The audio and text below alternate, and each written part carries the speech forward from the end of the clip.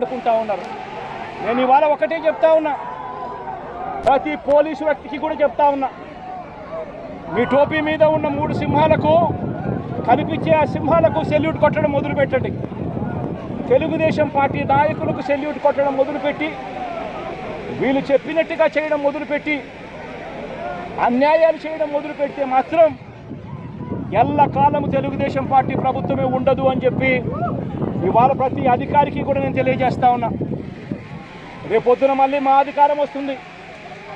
వచ్చినప్పుడు అన్యాయం చేసిన వీళ్ళందరినీ, వీళ్ళ అధికారులందరినీ, అన్యాయం చేసిన ఈ నాయకులందరినీ కూడా బట్టలు కూడా తీసి నిలబెడతామని చెప్పి కూడా ఈ సందర్భంగా తెలియజేస్తా ఉన్నాను. ఎవడిని వదిలిపెట్టేది ఉండదు.